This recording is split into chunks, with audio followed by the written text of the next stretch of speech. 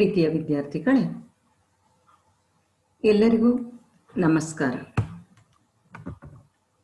ಈ ದಿನ ನಾವು ವಿಜ್ಞಾನ ವಿಷಯದ ಬಗ್ಗೆ ತಿಳಿದುಕೊಳ್ಳೋಣ. 8ನೇ ತರಗತಿ ವಿಜ್ಞಾನ ವಿಷಯದ ಅಧ್ಯಾಯ 3. ಇದರಲ್ಲಿ ಸಂಶ್ಲೇಷಿತ ಎಳೆಗಳು ಮತ್ತು ಪ್ಲಾಸ್ಟಿಕ್ಗಳು ಈ ಅಧ್ಯಾಯದ ಬಗ್ಗೆ ಈ ದಿನ ನಾವು ತಿಳಿದುಕೊಳ್ಳೋಣ. ವಿದ್ಯಾರ್ಥಿಗಳೇ, ಈ ದಿನದ ಅವಧಿಯಲ್ಲಿ ನಾವು ಮಾಡ್ತಾ ಇರುವಂತಹ ವಿಷಯವು ಪುಟ ಸಂಖ್ಯೆ 43ರಿಂದ 58ರವರೆಗೆ ಒಳಗೊಂಡಿರುವಂತಹದ್ದಾಗಿರುತ್ತೆ.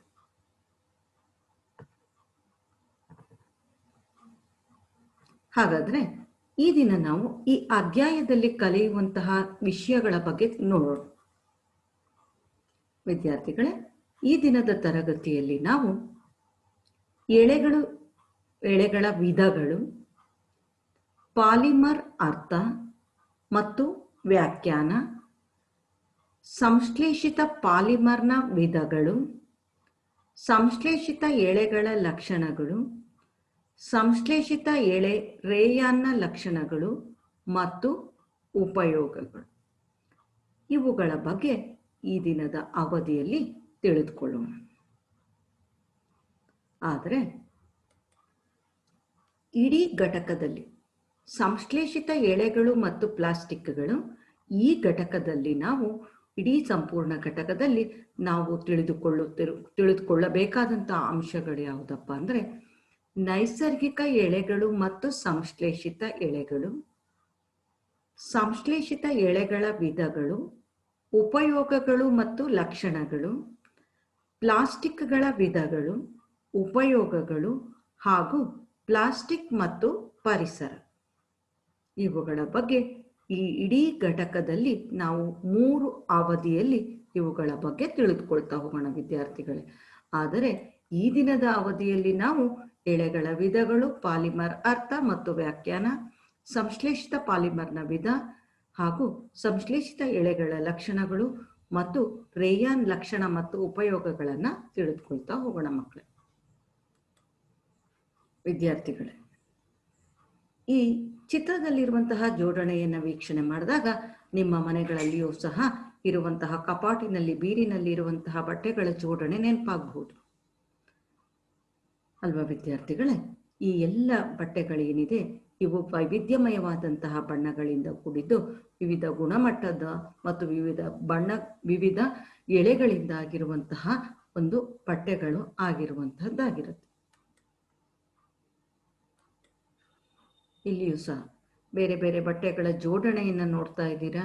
ಈ ಬಟ್ಟೆಗಳ ವಿನ್ಯಾಸ ಆಗಿರ್ಬೋದು, ವಿವಿಧ ಬಣ್ಣಗಳಾಗಿರ್ಬೋದು, ಅವುಗಳ ಗುಣಮಟ್ಟ ಆಗಿರ್ಬೋದು, ಅವುಗಳಲ್ಲಿರುವಂತಹ ಎಳೆಗಳಾಗಿರ್ಬೋದು, ಇವೆಲ್ಲವೂ ಸಹ ಏನಾಗಿರುತ್ತೆ ಮಕ್ಕಳೇ, ವಿಭಿನ್ನವಾಗಿರುವಂತಹದ್ದಾಗುತ್ತೆ. ಯಾಕೆ ಈ ಚಿತ್ರಣವನ್ನು ತೋರಿಸ್ತಾ ಇದ್ದೀವಿ ಅನ್ನುವಂತಹದ್ದನ್ನ ನೋಡ್ತಾ ಹೋಗೋಣ ಮಕ್ಕಳೇ.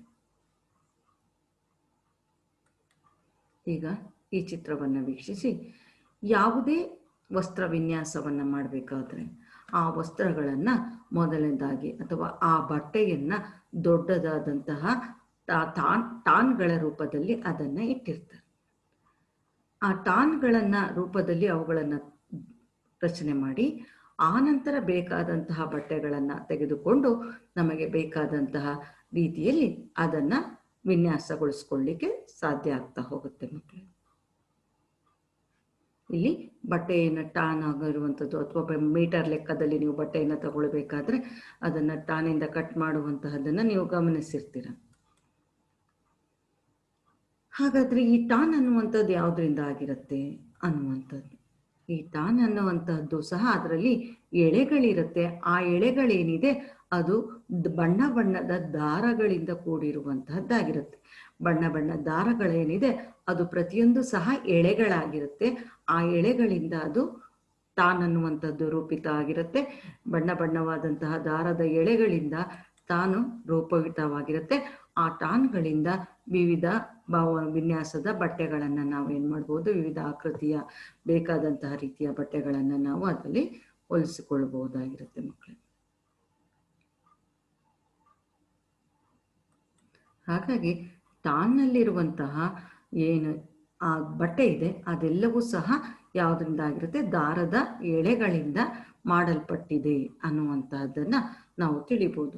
ಆ ದಾರದ ಎಳೆಗಳೆಲ್ಲವೂ ಸಹ ದಾರದ ಉಂಡೆಯ ರೂಪದಲ್ಲಿರುತ್ತೆ. ಆ ದಾರದ ಉಂಡೆ ಅನ್ನುವಂತಹದ್ದು ಯಾವುದರಿಂದ ಆಗಿರುತ್ತೆ, ಈ ರೀತಿಯ ಬಣ್ಣವನ್ನೊಂದು ವಿವಿಧ ಎಳೆಗಳಿಂದ ಆಗಿರುತ್ತೆ. ಈ ರೀತಿಯ ವಿವಿಧ ಎಳೆಗಳು ಸೇರಿ, ಈ ಎಲ್ಲ ಎಳೆಗಳು ಸೇರಿ ದಾರದ ಉಂಡೆ ಅನ್ನುವಂತಹದ್ದು ರಚನೆ ಆಗಿರುತ್ತೆ. ದಾರದ ಉಂಡೆಯಿಂದ ಏನಾಗುತ್ತೆ, ತಾನ್ ರೀತಿಯ ಬಟ್ಟೆಗಳು ರಚನೆ ಆಗಿರುತ್ತೆ. ಆ ತಾನ್ ಅನ್ನುವುದರಿಂದ ಏನಾಗುತ್ತೆ, ನಮಗೆ ಬಟ್ಟೆಗಳು, ವಿವಿಧ ಬಟ್ಟೆಗಳನ್ನು ಪಡೀಲಿಕ್ಕೆ ಸಾಧ್ಯ ಆಗ್ತಾ ಹೋಗುತ್ತೆ.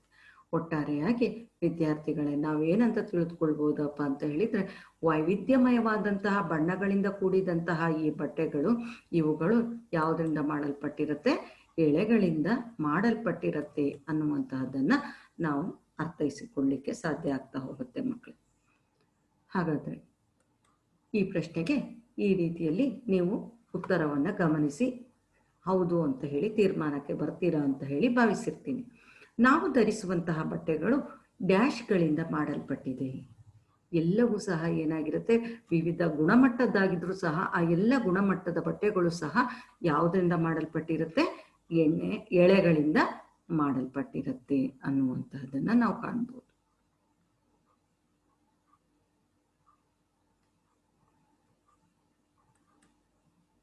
ಹಾಗಾದ್ರೆ ಎಳೆಗಳು ಅಂತ ಹೇಳಿದ್ರೆ, ಎಳೆಗಳಲ್ಲಿ ಎರಡು ರೀತಿಯ ಎಳೆಗಳನ್ನ ನಾವು ನೋಡ್ತಾ ಹೋಗ್ಬೋದು. ವಿವಿಧ ವೈವಿಧ್ಯಮಯವಾದಂತಹ ಬಣ್ಣಗಳನ್ನ, ವಿಭಿನ್ನವಾದಂತಹ ವಿನ್ಯಾಸದ ಬಟ್ಟೆಗಳನ್ನ ನಾವು ನೋಡ್ತೀವಿ, ಧರಿಸಿರ್ತೀವಿ, ವೀಕ್ಷಣೆ ಮಾಡಿರ್ತೀವಿ, ಗಮನಿಸಿರ್ತೀವಿ. ಈ ಎಲ್ಲ ಬಟ್ಟೆಗಳು ಸಹ ಎಳೆಗಳಿಂದ ಆಗಿರುತ್ತೆ ಅಂತ ಹೇಳಿ ಈಗ ನೀವು ಅರಿತಿದ್ದೀರಾ. ಆ ಎಳೆಗಳಲ್ಲಿ ಪ್ರಮುಖವಾಗಿ ಎರಡು ವಿಧದ ಎಳೆಗಳಿರುತ್ತೆ. ಒಂದು ನೈಸರ್ಗಿಕ ಎಳೆಗಳು, ಎರಡನೇದು ಸಂಶ್ಲೇಷಿತ ಎಳೆಗಳು. ಒಂದ್ಯಾವುದು ನೈಸರ್ಗಿಕ ಎಳೆಗಳು, ಎರಡನೇದು ಸಂಶ್ಲೇಷಿತ ಎಳೆಗಳು. ಹಾಗಾದ್ರೆ ನೈಸರ್ಗಿಕ ಎಳೆಗಳು ಅಂತ ಹೇಳಿದ್ರೆ ಅದಕ್ಕೆ ಉದಾಹರಣೆಯನ್ನು ನೋಡ್ತಾ ಹೋಗೋಣ. ನೈಸರ್ಗಿಕ ಎಳೆಗಳಿಗೆ ಉದಾಹರಣೆ ಹತ್ತಿ, ಉಣ್ಣೆ ಹಾಗೂ ರೇಷ್ಮೆ. ಇವು ನೈಸರ್ಗಿಕ ಎಳೆಗಳಿಗೆ ಉದಾಹರಣೆಯಾಗಿರುತ್ತೆ. ಹಾಗೆ ಸಂಶ್ಲೇಷಿತ ಎಳೆಗಳಿಗೆ ಉದಾಹರಣೆ ಮೊದಲನೆಯದು ರೇಯಾನ್, ಎರಡನೇದು ನೈಲಾನ್, ಮೂರನೇದು ಪಾಲಿಯೆಸ್ಟರ್, ನಾಲ್ಕನೇದು ಆಕ್ರಿಲಿಕ್. ಇವು ಸಂಶ್ಲೇಷಿತ ಎಳೆಗಳಿಗೆ ಉದಾಹರಣೆ. ನೈಸರ್ಗಿಕ ಎಳೆಗಳು ಅಂತ ಹೇಳಿದ್ರೆ ಪ್ರಕೃತಿದತ್ತವಾಗಿ ಸಿಗುವಂತಹ ಎಳೆಗಳಿಂದ, ಸಸ್ಯಜನ್ಯ ಅಥವಾ ಪ್ರಾಣಿಜನ್ಯ ಮೂಲಗಳಿಂದ ಪಡೆದಂತಹ ಎಳೆಗಳೇನಿದೆ ಅದನ್ನು ನಾವು ನೈಸರ್ಗಿಕ ಎಳೆಗಳು ಅಂತ ಹೇಳಿ ಕರಿತೀವಿ. ಈ ಎಲ್ಲ ರೇಯಾನ್, ನೈಲಾನ್, ಪಾಲಿಯೆಸ್ಟರ್, ಆಕ್ರಿಲಿಕ್ ಏನಿದೆ, ಈ ಎಳೆಗಳನ್ನ ಕೃತಕವಾಗಿ ಮನುಷ್ಯ ಅದನ್ನ ತಯಾರು ಮಾಡೋದ್ರಿಂದ ಅದನ್ನ ನಾವು ಸಂಶ್ಲೇಷಿತ ಎಳೆಗಳು ಅಂತ ಹೇಳಿ ಕರಿತೀವಿ ಮಕ್ಕಳು.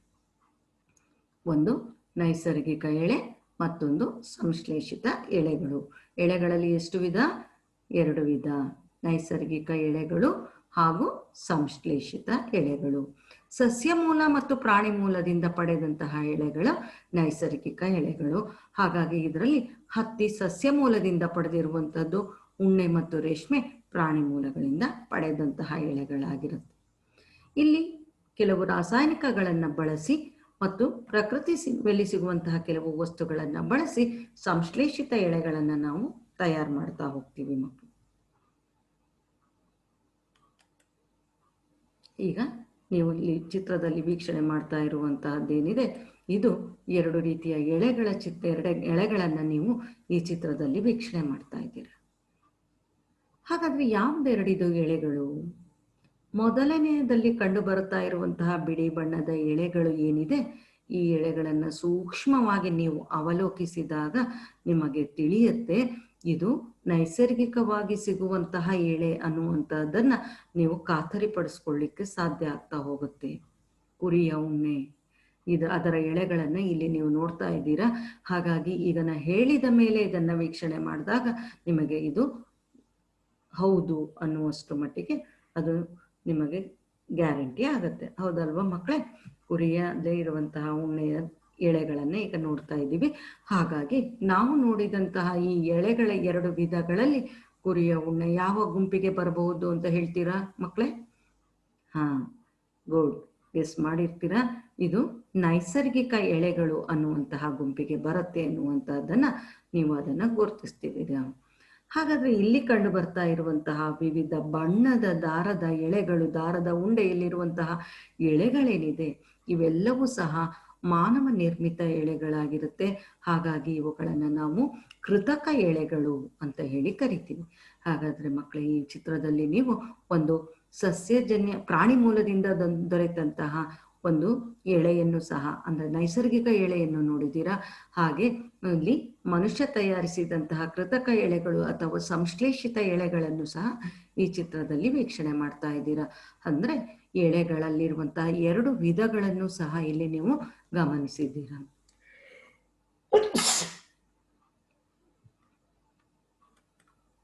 ವಿದ್ಯಾರ್ಥಿಗಳು, ಈಗ ನಾವು ನೈಸರ್ಗಿಕ ಎಳೆಗಳ ಬಗ್ಗೆ ನೋಡ್ತಾ ಹೋಗೋಣ.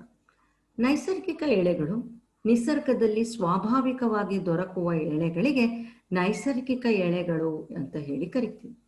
ಇಲ್ಲಿ ನೀವು ಚಿತ್ರದಲ್ಲಿ ವೀಕ್ಷಣೆ ಮಾಡ್ತಾ ಇರುವಂತಹ ಚಿತ್ರದಲ್ಲಿ ಒಂದು ಗಿಡ ಕಾಣಿಸ್ತಾ ಇದೆ. ಯಾವ ಗಿಡ ಅಂತ ಹೇಳಿ ನೀವು ಅದನ್ನ ಗಮನಿಸಿದ್ದೀರಾ? ಇಲ್ಲಿರುವಂತಹ ಒಂದು ನೈಸರ್ಗಿಕ ಎಳೆ ಕಾಣಿಸ್ತಾ ಇದೆ. ಅದು ನಿಮಗೆಲ್ಲ ಚಿರಪರಿಚಿತವಾಗಿರುವಂತಹ ಹತ್ತಿ. ಇದನ್ನ ನೋಡ್ತಾ ಇದ್ದೀರಾ? ಹತ್ತಿ ಅನ್ನುವಂಥದ್ರಲ್ಲಿ ಇದು ನೈಸರ್ಗಿಕ ಎಳೆಗೆ ಉದಾಹರಣೆಯಾಗಿದೆ. ಸ್ವಾಭಾವಿಕವಾಗಿ ಅದು ಪ್ರಕೃತಿಯಲ್ಲಿ ಸಿಗುವಂತಹ ಎಳೆ ಆಗಿರೋದ್ರಿಂದ ಇದನ್ನ ನಾವು ನೈಸರ್ಗಿಕ ಎಳೆ, ನಿಸರ್ಗದಲ್ಲಿ ಸ್ವಾಭಾವಿಕವಾಗಿ ದೊರಕುವಂತಹ ಎಳೆಗಳಿಗೆ ನಾವೇನಂತ ಹೇಳಿ ಕರಿತೀವಿ? ನೈಸರ್ಗಿಕ ಎಳೆಗಳು ಅಂತ ಹೇಳಿ ಕರಿತೀವಿ. ಇದಕ್ಕೆ ಉದಾಹರಣೆಯನ್ನ ನೀವು ಚಿತ್ರದಲ್ಲಿ ವೀಕ್ಷಣೆ ಮಾಡಿದ್ದೀರಾ. ಹತ್ತಿ ಅನ್ನುವಂಥದ್ದು ಇಲ್ಲಿ ಚಿತ್ರದಲ್ಲಿ ಇರುವಂತಹ ಒಂದು ನೈಸರ್ಗಿಕ ಎಳೆಗೆ ಉದಾಹರಣೆಯಾಗಿದೆ. ನೈಸರ್ಗಿಕ ಎಳೆಗಳನ್ನ ನಿಮಗಾಗಲೇ ಆಲ್ರೆಡಿ ನೀವು ಅರಿತಿದ್ದೀರಾ. ಹಾಗಾಗಿ ತಿಳ್ಕೊಂಡ್ರಿ, ನೈಸರ್ಗಿಕ ಎಳೆಗಳನ್ನ ನಾವು ಸಸ್ಯಗಳಿಂದ ಮತ್ತು ಪ್ರಾಣಿ ಮೂಲಗಳಿಂದ ಎರಡರಿಂದಲೂ ಸಹ ನಾವೇನ್ ಮಾಡ್ಬೋದು, ನಾವು ನೈಸರ್ಗಿಕ ಎಳೆಯನ್ನ ಪಡೀಲಿಕ್ಕೆ ಸಾಧ್ಯ ಆಗ್ತಾ ಹೋಗುತ್ತೆ. ಹಾಗಾಗಿ ನೈಸರ್ಗಿಕ ಎಳೆಗಳಿಗೆ ಉದಾಹರಣೆಯನ್ನ, ಸಸ್ಯ ಮೂಲಗಳಿಂದ ದೊರೆಯುವಂತಹ ನೈಸರ್ಗಿಕ ಎಳೆಗಳಿಗೆ ಉದಾಹರಣೆಯನ್ನ ನಾವು ವೀಕ್ಷಿಸ್ತಾ ಹೋಗೋಣ. ನೈಸರ್ಗಿಕ ಎಳೆಗಳು, ಸಸ್ಯಗಳಿಂದ ಪಡೆಯುವಂತಹ ನೈಸರ್ಗಿಕ ಎಳೆಗಳು ಯಾವುದಪ್ಪ ಅಂತ ಹೇಳಿದ್ರೆ, ಒಂದು ಹತ್ತಿ, ಮತ್ತೊಂದು ಎರಡನೇದು ಸೆಣಬು. ಚಿತ್ರದಲ್ಲಿ ವೀಕ್ಷಣೆ ಮಾಡ್ತಾ ಇರುವಂತಹದ್ದು ನೈಸರ್ಗಿಕ ಎಳೆ ಯಾವುದು ಅಂತ ಹೇಳಿ ನೀವು ಗಮನಿಸ್ತಾ ಇರ್ಬೋದು. ಎಲ್ಲ ಮಕ್ಕಳು ಸಹ ಸೆಣಬನ್ನು ನೋಡಿರೋದಿಲ್ಲ. ಹಾಗಾಗಿ ನೀವು ಇಲ್ಲಿ ಸೆಣಬು ಅಥವಾ ಗೋಣಿ ಚೀಲದಲ್ಲಿ ಗೋಣಿ ದಾರ ಏನಿದೆ ಗೊತ್ತಾಗ್ತಾ ಇದೆ ಅಲ್ವಾ ಮಕ್ಕಳೇ? ಆ ಗೋಣಿ ದಾರ ಏನಿದೆ ಅದು ಸೆಣಬಿನಿಂದ ಮಾಡಲ್ಪಟ್ಟಿರುವಂತಹದ್ದಾಗಿರುತ್ತೆ. ಹಾಗಾಗಿ ಈ ನೈಸರ್ಗಿಕ ಎಳೆಗಳು ನಮಗೆ ಹತ್ತಿಯಿಂದ ಮತ್ತು ಸೆಣಬಿನಿಂದ ಸಿಗ್ತಾ ಹೋಗುತ್ತೆ. ನೈಸರ್ಗಿಕ ಎಳೆಗಳು ಸಸ್ಯ ಮೂಲಗಳಿಂದ ಸಿಗುವಂತಹ ನೈಸರ್ಗಿಕ ಎಳೆಗಳೇನಿದೆ ಅದು ಹತ್ತಿ ಹಾಗೂ ಸೆಣಬಿನಿಂದ ದೊರೆಯುವಂಥದ್ದಾಗಿರುತ್ತೆ. ಹಾಗೆ ಪ್ರಾಣಿ ಮೂಲದಿಂದ ದೊರೆಯುವಂತಹ ನೈಸರ್ಗಿಕ ಎಳೆಗಳು ಯಾವ್ಯಾವುದು? ಈ ರೀತಿಯ ಸ್ವೆಟರು, ಶಾಲು, ಉಲ್ಲನಿಂದೆಲ್ಲ ನೋಡಿದ್ದೀರ. ಆದರೆ ಉಣ್ಣೆ ಅನ್ನುವಂತಹ ಪದವನ್ನ ಹೆಚ್ಚಿಗೆ ಬಳಸದೇ ಇದ್ರೂ ನೀವು ಉಲ್ಲನ್ ಅನ್ನುವಂತಹ ಪದವನ್ನ ಬಳಸಿರ್ತೀರ, ಸಿಲ್ಕ್ ಅನ್ನುವಂತಹ ಪದವನ್ನ ಬಳಸಿರ್ತೀರ. ಹಾಗಾಗಿ ಆ ಉಲ್ಲನ್ ಅನ್ನುವಂಥದ್ದು ಏನಿದೆ ಅದು ಪ್ರಾಣಿಗಳಿಂದ ಪಡೆದಂತಹ ಉಣ್ಣೆಯಿಂದ ತಯಾರಿಸಿದಂತಹ ವಸ್ತುವಾಗಿದ್ದು ನಮಗೆ ಬೆಚ್ಚನೆಯ ಅನುಭವವನ್ನು, ಶಾಖವನ್ನ ನೀಡಿ ಉಷ್ಣತೆಯನ್ನು ಕಾಪಾಡೋದ್ರಲ್ಲಿ ಸಹಾಯ ಮಾಡ್ತಾ ಇರುವಂತದ್ದಾಗುತ್ತೆ. ಇನ್ನೊಂದು ನೈಸರ್ಗಿಕ ಎಳೆ ಯಾವುದಪ್ಪ ಅಂತ ಹೇಳಿದ್ರೆ ರೇಷ್ಮೆ. ರೇಷ್ಮೆ ಸೀರೆ, ಅಮ್ಮ ಎಲ್ಲ ರೇಷ್ಮೆ ಸೀರೆ ಉಡ್ತಾ ಇರ್ತಾರೆ, ಗಮನಿಸಿದ್ದೀರಾ? ಹುಡುಗಿಯರಾದ್ರೆ ನಿಮ್ಮ ಹತ್ರ ರೇಷ್ಮೆ ಲಂಗಗಳು ಆ ಥರದ್ದಿದ್ರೆ ಗಮನಿಸಿರ್ತೀರಾ. ಆ ರೇಷ್ಮೆ ಏನಿದೆ, ರೇಷ್ಮೆ ಹುಳುವಿನಿಂದ ಪಡೆಯುವಂಥದ್ದು, ಅದು ಸಹ ನೈಸರ್ಗಿಕ ಎಳೆಗಳಿಗೆ ಉದಾಹರಣೆಯಾಗಿರುವಂಥದ್ದಾಗುತ್ತೆ. ಹಾಗಾಗಿ ವಿದ್ಯಾರ್ಥಿಗಳೇ, ಈ ನೈಸರ್ಗಿಕ ಎಳೆಗಳನ್ನ ಸಸ್ಯಗಳಿಂದಲೂ ಪಡೆಯಬಹುದು, ಪ್ರಾಣಿಗಳಿಂದಲೂ ಪಡೆಯಬಹುದು. ಆ ರೀತಿ ಸಸ್ಯಗಳಿಂದ ಪಡೆಯುವಂತಹ ನೈಸರ್ಗಿಕ ಎಳೆಗೆ ಉದಾಹರಣೆ ಹತ್ತಿ ಮತ್ತು ಸೆಣಬು. ಹಾಗೆ ಪ್ರಾಣಿ ಮೂಲದಿಂದ ಪಡೆಯುವಂತಹ ನೈಸರ್ಗಿಕ ಎಳೆಗಳಿಗೆ ಉದಾಹರಣೆ ಉಣ್ಣೆ ಮತ್ತು ರೇಷ್ಮೆ. ಇವುಗಳನ್ನ ನೀವು ಗಮನಿಸಿದ್ರಿ. ಮುಂದಿನ ಸ್ಲೈಡ್ ಅನ್ನು ವೀಕ್ಷಿಸೋಣ ಮಕ್ಕಳೇ. ಸಂಶ್ಲೇಷಿತ ಎಳೆ ಅಥವಾ ಕೃತಕ ಎಳೆಗಳ ಬಗ್ಗೆ ನಾವು ತಿಳಿದುಕೊಳ್ತಾ ಹೋಗೋಣ. ಸಂಶ್ಲೇಷಿತ ಎಳೆ ಅಂತ ಹೇಳಿದ್ರೆ ಇಲ್ಲಿ ಮನುಷ್ಯ ತಯಾರಿಸಿರುವಂಥದ್ದು, ಪ್ರಕೃತಿಯಲ್ಲಿ ಹತ್ತಿ, ರೇಷ್ಮೆ, ಉಣ್ಣೆ ಈ ರೀತಿಯಲ್ಲಿ ದೊರೆಯದೆ ಮಾನವ ಕೃತಕವಾಗಿ ರಾಸಾಯನಿಕಗಳನ್ನು ಬಳಸಿ ತಯಾರಿಸಿದಂತಹ ವಸ್ತುಗಳೇನಿದೆ ಅವುಗಳನ್ನು ಕೃತಕ ಎಳೆ ಅಥವಾ ಸಂಶ್ಲೇಷಿತ ಎಳೆಗಳು ಅಂತ ಹೇಳಿ ಕರಿತೀವಿ. ಆ ಸಂಶ್ಲೇಷಿತ ಎಳೆಗಳಿಗೆ ಉದಾಹರಣೆಯನ್ನು ನೋಡೋಣ ಮಕ್ಕಳು. ನೋಡಿ ಮಕ್ಕಳು, ಇವೆಲ್ಲ ಏನು ಚಿತ್ರದಲ್ಲಿ ನೋಡ್ತಾ ಇರುವಂತಹ ವಿವಿಧ ಬಣ್ಣದ ದಾರದಗಳೇನಿದೆ, ತುಂಬ ಅತ್ಯಂತ ಆಕರ್ಷಣೀಯವಾದಂತಹ ಬಣ್ಣಗಳಿಂದ ಕೂಡಿದಂತಹ, ಹೊಳಪಿನಿಂದ ಕೂಡಿದಂತಹ ಈ ವಿವಿಧ ಬಣ್ಣದ ದಾರಗಳೇನಿದೆ, ಈ ದಾರಗಳು ಅಥವಾ ಎಳೆಗಳೇನಿದೆ ಇವೆಲ್ಲವೂ ಸಹ ಸಂಶ್ಲೇಷಿತ ಎಳೆಗಳಾಗಿದೆ. ನೋಡ್ಲಿಕ್ಕೆ ಅತ್ಯಂತ ಸುಂದರವಾಗಿ ಕಾಣಿಸ್ತಾ ಇದೆ. ಈ ಬಣ್ಣದ ಬಟ್ಟೆ ಇದ್ರೆ ಚೆನ್ನಾಗಿರ್ತಿತ್ತು, ಈ ಬಣ್ಣದ ಬಟ್ಟೆ ಇದ್ರೆ ಚೆನ್ನಾಗಿತ್ತು ಅನ್ನುವಷ್ಟರ ಮಟ್ಟಿಗೆ ನಿಮಗೆ ಸಂತೋಷವನ್ನು ಉಂಟು ಮಾಡುವಂತಹ ರೀತಿಯಲ್ಲಿ ಈ ಬಣ್ಣಗಳು ನಿಮ್ಮನ್ನು ಆಕರ್ಷಿಸ್ತಾ ಇದೆ. ಈ ಆಕರ್ಷಣೆಗೆ ಒಳಗಾಗಿರುವಂತಹ ಒಳಪಡಿಸಿರುವಂತಹ ಈ ಎಲ್ಲ ಬಣ್ಣಗಳು ಸಹ ಸಂಶ್ಲೇಷಿತ ಎಳೆಗಳ ನೂಲುಗಳಾಗಿರುವಂಥದ್ದಾಗಿದೆ ಮಕ್ಕಳೇ.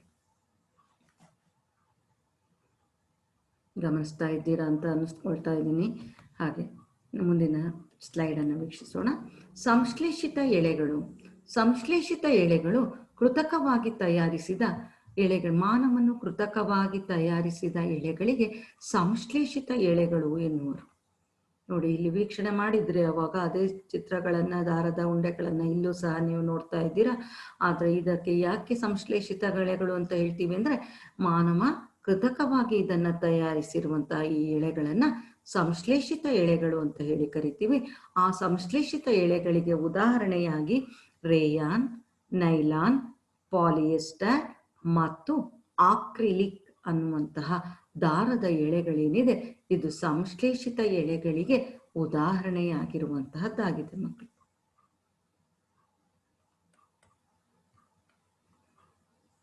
ಹೇಗೆ ತಯಾರಿಸ್ತಾ ಹೋಗ್ತಾರೆ ಈ ಸಂಶ್ಲೇಷಿತ ಎಳೆಗಳನ್ನ, ಮಾನವ ಹೇಗೆ ಇವುಗಳನ್ನ ತಯಾರು ಮಾಡ್ತಾ ಹೋಗ್ತಾನೆ ಅನ್ನುವಂಥದ್ದು ನಿಮಗೆ ಕುತೂಹಲಕಾರಿಯಾಗಿರುವಂಥದ್ದಾಗಿರುತ್ತೆ.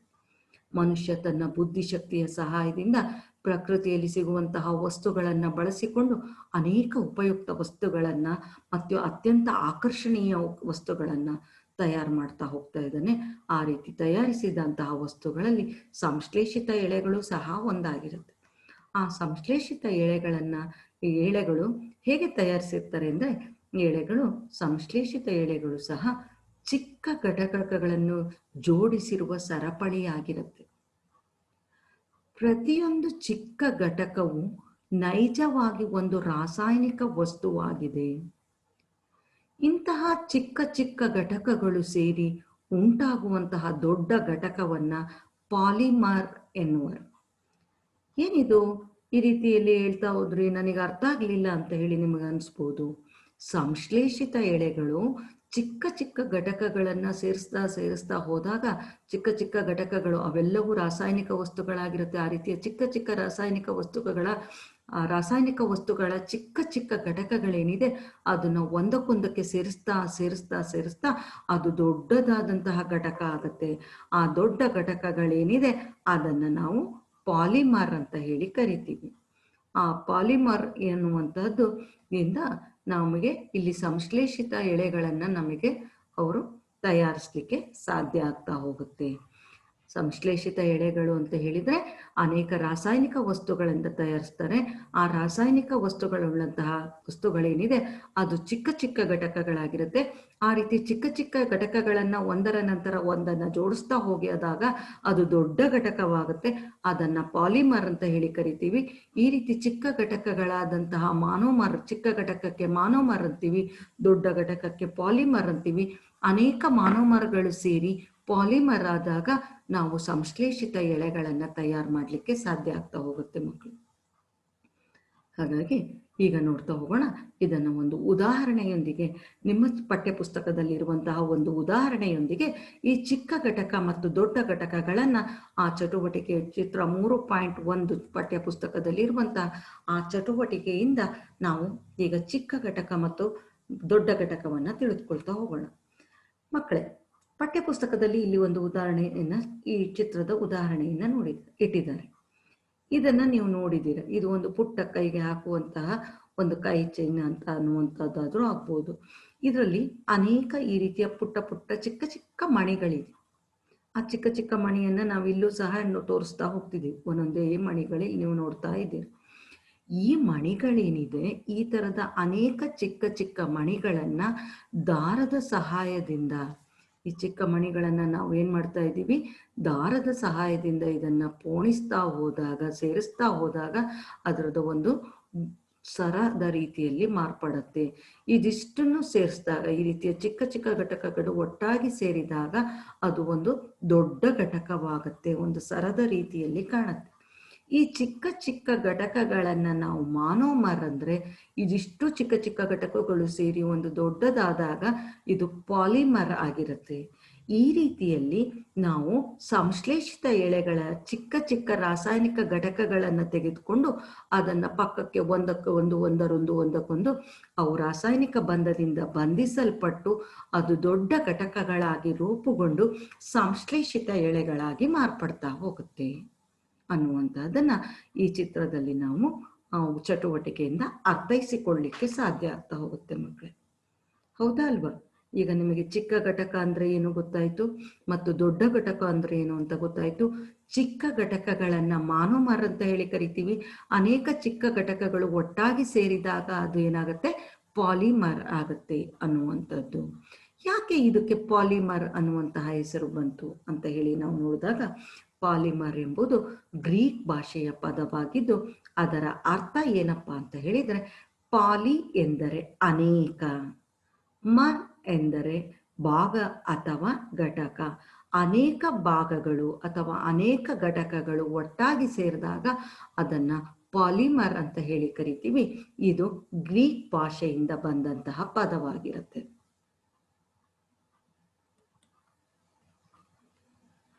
ಈಗ ನೋಡ್ತಾ ಹೋಗೋಣ ಪಾಲಿಮರ್. ಇಲ್ಲಿ ನಾವು ಒಂದು ಕಾರ್ಬನ್ನಿನ ಸಂಯುಕ್ತವನ್ನು ನೋಡ್ತಾ ಇದ್ದೀವಿ. ಇಲ್ಲಿ C2H4 ಇದೆ, C2H4 ಅನ್ನುವಂಥದ್ದು. ಹಾಗಾಗಿ ಇದನ್ನ ಈಥೀನ್ ಅಂತ ಹೇಳಿ ಕರಿತೀವಿ.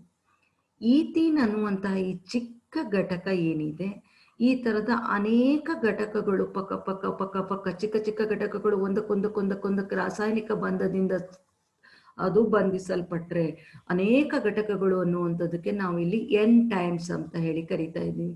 ಅನೇಕ ಘಟಕಗಳು ಸೇರಿದಾಗ ಅದು ಒಂದು ದೊಡ್ಡದಾದಂತಹ ಚಿಕ್ಕ ಘಟಕಗಳು ಸೇರಿ ಒಂದು ದೊಡ್ಡ ಘಟಕಗಳಾಗಿ ಉಂಟಾಗುವಂತಹದ್ದೇನಿದೆ ಅದನ್ನ ನಾವು ಪಾಲಿಮರ್ ಅಂತ ಹೇಳಿ ಕರಿತೀವಿ. ಅನೇಕ ಪುನರಾವರ್ತಿತ ಒಂದೇ ರೀತಿಯ ಘಟಕಗಳಿಂದ ಮಾಡಲ್ಪಟ್ಟ ದೊಡ್ಡ ಅಣು.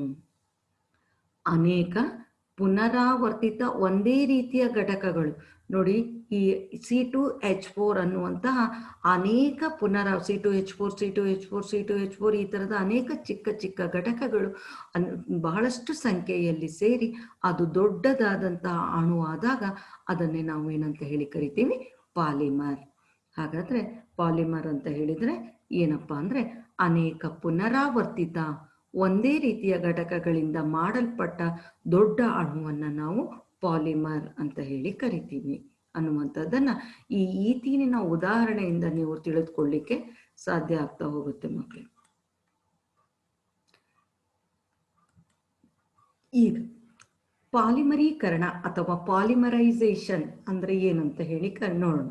ಪಾಲಿಮರೈಸೇಷನ್ ಅಥವಾ ಪಾಲಿಮರೈಸೇಷನ್ ಅಂತ ಹೇಳಿ ಕರೆದರೆ, ಈ ಪಾಲಿಮರೀಕರಣ ಪಾಲಿಮರ್ಗಳು ಉಂಟಾಗುವ ಪ್ರಕ್ರಿಯೆಗೆ ಅಥವಾ ಕ್ರಿಯೆಗೆ ನಾವು ಪಾಲಿಮರೀಕರಣ ಅಂತ ಹೇಳಿ ಕರಿತೀವಿ. ಪಾಲಿಮರ್ಗಳು ಉಂಟಾಗುವ ಕ್ರಿಯೆ ಅಂತ ಅನೇಕ ಚಿಕ್ಕ ಚಿಕ್ಕ ಘಟಕಗಳು ಸೇರಿ ಪಾಲಿಮರ್ ಆಗುತ್ತೆ. ಆ ಪಾಲಿಮರ್ಗಳು ಉಂಟಾಗುವಂತಹ ಒಟ್ಟು ಪ್ರಕ್ರಿಯೆ ಪ್ರೋಸೆಸ್ ಏನಿದೆ ಅದಕ್ಕೆ ನಾವು ಪಾಲಿಮರೀಕರಣ ಅಂತ ಹೇಳಿ ಕರಿತೀವಿ ಅಥವಾ ಪಾಲಿಮರೈಸೇಷನ್ ಅಂತ ಹೇಳಿ ಕರಿತೀವಿ.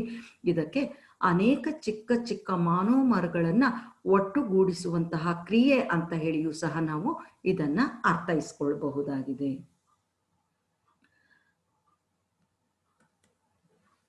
ಮಾನೋಮರ್ ಪಾಲಿಮರ್ಗಳ ಪುನರಾವರ್ತಿತ ಚಿಕ್ಕ ಚಿಕ್ಕ ಘಟಕಗಳನ್ನ ಮಾನೋಮರ್ಗಳು ಅಂತ ಹೇಳಿ ಕರಿತೀವಿ. ಇಷ್ಟೋ ತನಕ ನಾವು ಪಾಲಿಮರ್ ಬಗ್ಗೆ ತಿಳಿದುಕೊಂಡ್ವಿ.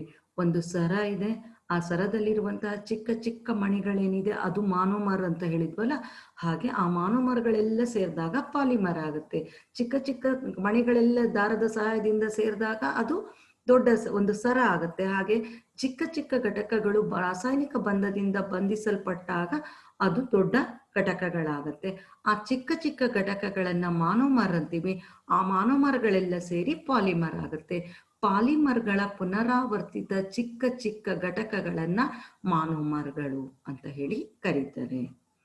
ಮಾನೋಮರ್ಗೆ ಉದಾಹರಣೆ ಯಾವುದು? ಮಾನೋಮರ್ಗೆ ಉದಾಹರಣೆ ಸೆಲ್ಯುಲೋಸ್. ಪಾಲಿಮರ್ನ ಮಾನೋಮರ್ ಗ್ಲೂಕೋಸ್. ಸೆಲ್ಯುಲೋಸ್ ಅನ್ನುವಂಥದ್ದು ನೈಸರ್ಗಿಕವಾಗಿ ಪ್ರಕೃತಿಯಲ್ಲಿ ಸಿಗುವಂತಹ ಪಾಲಿಮರ್. ಇದಕ್ಕೆ ಉದಾಹರಣೆ ಸೆಲ್ಯುಲೋಸ್ ನೈಸರ್ಗಿಕವಾಗಿ ಪ್ರಕೃತಿಯಲ್ಲಿ ಸಿಗತ್ತೆ, ನನಗೆ ಗೊತ್ತೇ ಇಲ್ಲ ಅಂತ ನೀವು ಅಂದುಕೊಂಡ್ರೆ ಅದಕ್ಕೆ ಉದಾಹರಣೆ ಯಾವುದಪ್ಪ ಅಂತ ಹೇಳಿದ್ರೆ ಹತ್ತಿಯ ಗಿಡ. ಹತ್ತಿಯಲ್ಲಿರುವಂತಹ ಅದೇನಿದೆ ಅದು ಪಾಲಿಮರ್. ಅದರಲ್ಲಿ ಇರುವಂತಹ ಪಾಲಿಮರ್ ಅದು ಒಂದು ಪ್ರಕೃತಿಯಲ್ಲಿ ಸಿಗುವಂತಹ ಪಾಲಿಮರ್ ಆಗಿರುತ್ತೆ. ಅದರಲ್ಲಿರುವ ಮಾನೋಮರ್ ಯಾವುದಪ್ಪ ಅಂತ ಹೇಳಿದ್ರೆ ಹತ್ತಿಯಲ್ಲಿರುವಂತಹ ಸೆಲ್ಯುಲೋಸ್ನಲ್ಲಿರುವಂತಹ ಮಾನೋಮರ್ ಯಾವುದಪ್ಪ ಅಂತ ಹೇಳಿದ್ರೆ ಗ್ಲೂಕೋಸ್. ಹಾಗಾದ್ರೆ ಇಲ್ಲಿರುವಂತಹ ಚಿಕ್ಕ ಘಟಕ ಯಾವುದು? ಗ್ಲೂಕೋಸ್. ಚಿಕ್ಕ ಘಟಕವನ್ನ ನಾವೇನಂತ ಹೇಳಿ ಕರಿತೀವಿ? ಮಾನೋಮರ್. ಹಾಗಾದ್ರೆ ದೊಡ್ಡ ಘಟಕ ಯಾವುದು? ಸೆಲ್ಯುಲೋಸ್. ಸೆಲ್ಯುಲೋಸ್ ಅನ್ನ ದೊಡ್ಡ ಘಟಕವನ್ನ ಏನಂತ ಹೇಳಿ ಕರಿತೀವಿ? ಪಾಲಿಮರ್ ಅಂತ ಹೇಳಿ ಕರಿತೀವಿ. ಹಾಗಾಗಿ ಮಕ್ಕಳೇ, ನಿಮಗೆ ಈಗ ಅರ್ಥ ಆಗಿರ್ಬೋದು ಮಾನೋಮರ್ ಅಂದ್ರೇನು, ಪಾಲಿಮರ್ ಅಂದ್ರೇನು. ಮಾನೋಮರ್ ಅನ್ನುವಂತಹ ಚಿಕ್ಕ ಚಿಕ್ಕ ಘಟಕಗಳು ಸೇರಿ ಅತಿ ದೊಡ್ಡ ದೊಡ್ಡ ದೊಡ್ಡ ಘಟಕಗಳಾದ್ರೆ ಅದನ್ನ ಪಾಲಿಮರ್ ಅಂತ ಹೇಳಿ ಕರಿತೀವಿ.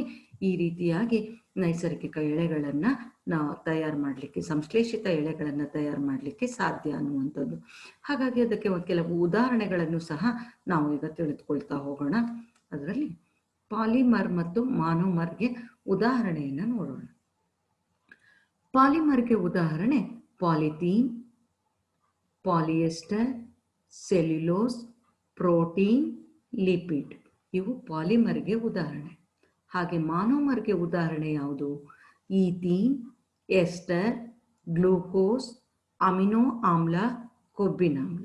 ಈ ಕಡೆ ಕಂಡು ಬರ್ತಾ ಇರುವಂತಹ ಪಾಲಿಮರ್ನ ಘಟಕಗಳೆಲ್ಲವೂ ಸಹ ದೊಡ್ಡ ಅಣುಗಳು, ಸರದ ರೀತಿಯಲ್ಲಿ ಆಗುವಂತಹ ಅಣುಗಳಾಗಿರುತ್ತೆ. ಮಾನೋಮರ್ನಲ್ಲಿ ಕಂಡು ಬರುವಂತಹ ಈ ರೀತಿಯ ಘಟಕಗಳೆಲ್ಲವೂ ಸಹ ಮಣಿಗಳ ರೀತಿಯಲ್ಲಿ ಚಿಕ್ಕ ಚಿಕ್ಕದಾಗಿ ಕಂಡು ಬರುವಂತಹದ್ದಾಗಿರುತ್ತೆ. ಹಾಗಾಗಿ ಇವು ಮಾನೋಮರ್ಗಳು. ಅನೇಕ ಈಥೀನ್ನ ಚಿಕ್ಕ ಚಿಕ್ಕ ಘಟಕಗಳು, ಅನೇಕ ಈಥೀನ್ಗಳು ಸೇರಿದಾಗ, ಈಥೀನಿನ ಅಣುಗಳು ಸೇರಿದಾಗ ಪಾಲಿಥೀನ್ ಅನ್ನುವಂತಹದ್ದು ಆಗುತ್ತೆ. ಅನೇಕ ಚಿಕ್ಕ ಚಿಕ್ಕ ಘಟಕಗಳು ಸೇರಿ ದೊಡ್ಡದು. ಅನೇಕ ಮಾನೋಮರ್ಗಳು ಸೇರಿದಾಗ ಪಾಲಿಮರ್ ಆಗುತ್ತೆ. ಹಾಗಾಗಿ ಅನೇಕ ಈಥೀನ್ಗಳು ಸೇರಿ ಪಾಲಿಥೀನ್ ಆಗುತ್ತೆ. ಅನೇಕ ಎಸ್ಟರ್ ಸೇರಿ ಪಾಲಿಯೆಸ್ಟರ್ ಆಗುತ್ತೆ.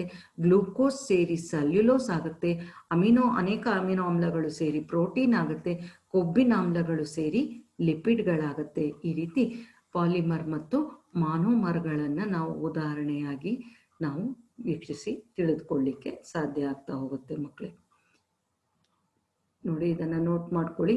ಪಾಲಿಮರ್ ಮತ್ತು ಮಾನೋಮರ್ ಯಾವುದು ಅನ್ನುವಂಥದ್ದನ್ನ ನೀವು ಅವುಗಳನ್ನ ನೋಟ್ ಮಾಡ್ಕೊಳ್ತಾ ಹೋಗ್ಬೇಕಾಗತ್ತೆ ಮಕ್ಕಳೇ. ನೋಟ್ ಮಾಡ್ಕೊಂಡ್ರಲ್ವಾ? ಪಾಲಿಮರಿಗೆ ಉದಾಹರಣೆ ಕೊಡಿ ಅಂತ ಹೇಳಿದ್ರೆ ಹೇಳ್ತೀರಾ. ಹಾಗೆ ಮಾನೋಮರ್ಗೂ ಉದಾಹರಣೆಯನ್ನ ನೀವು ಹೇಳಬಲ್ಲಿರಾಗಿರ್ತೀರಾ ಅಂತ ಅಂದ್ಕೊಳ್ತೀನಿ. ನೋಟ್ ಮಾಡ್ಕೊಳ್ತಾ ಇದ್ದೀರಲ್ವಾ ಮಕ್ಕಳೇ?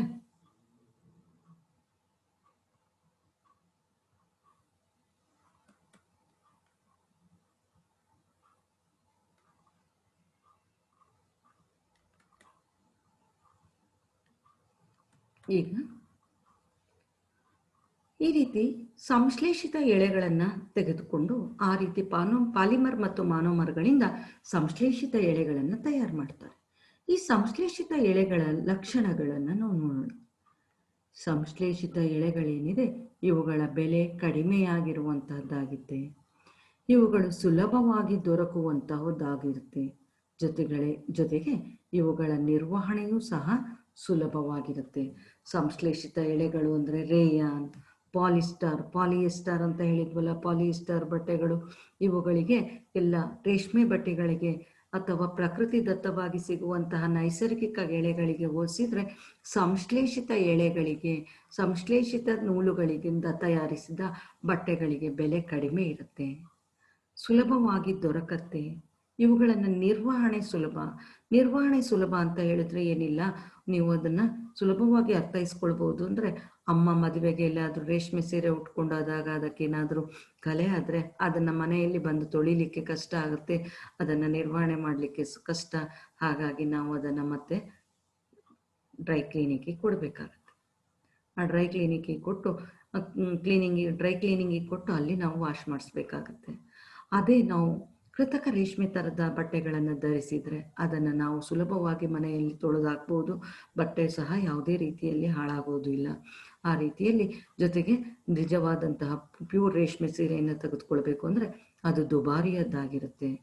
ಹಾಗಾಗಿ ಸಂಶ್ಲೇಷಿತ ವಸ್ತುಗಳು, ಯಾವುದೇ ವಸ್ತುಗಳು, ಸಂಶ್ಲೇಷಿತ ವಸ್ತುಗಳು ಅಥವಾ ಎಳೆಗಳು ಅತ್ಯಂತ ಜನಪ್ರಿಯವಾಗಿದೆ. ಈ ಕಾರಣ ಏನಪ್ಪ ಅಂದರೆ ಬೆಲೆ ಕಡಿಮೆ, ಸುಲಭವಾಗಿ ದೊರಕತ್ತೆ ಮತ್ತು ಅವುಗಳ ನಿರ್ವಹಣೆ ಸುಲಭ.